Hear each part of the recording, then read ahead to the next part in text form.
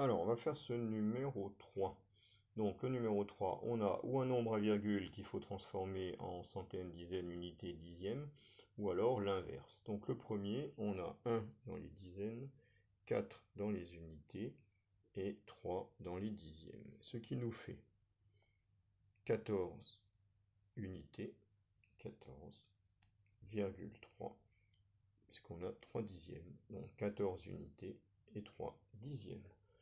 Le 2, alors le 2 c'est dans l'autre sens, on a 121,3. 121,3, qu'est-ce que c'est? C'est ici une unité, deux dizaines et une centaine. 121, on sait le placer. Bien, il n'y a plus qu'à placer ici nos 3 dixièmes. Ce qui fait, si je veux le dire en dixièmes, 1213 dixièmes.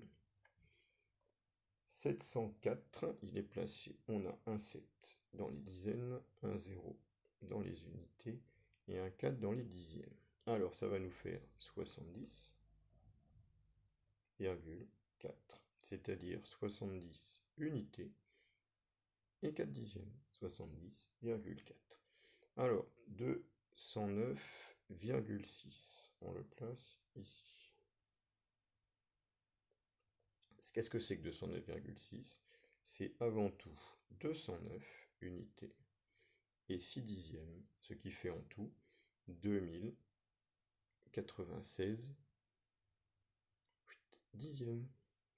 Et enfin le dernier, 510 dixièmes. Donc je place mes 510 dans les dixièmes. Qu'est-ce que c'est que 510 dixièmes?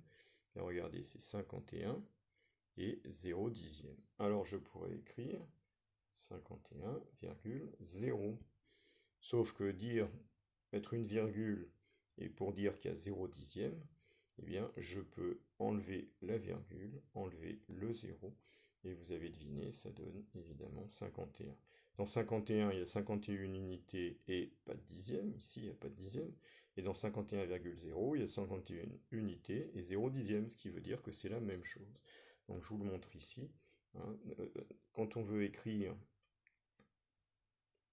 510 dixièmes, c'est 51. 51 unités et 0 dixième. Donc c'est tout simplement en dehors du tableau, 51,0, d'accord, mais c'est aussi 51, c'est la même chose. Donc ça on le reverra dans un exercice un petit peu plus loin, c'est ce qu'on appelle un zéro inutile, et si 0 est inutile, la virgule est inutile. Voilà pour celui-ci.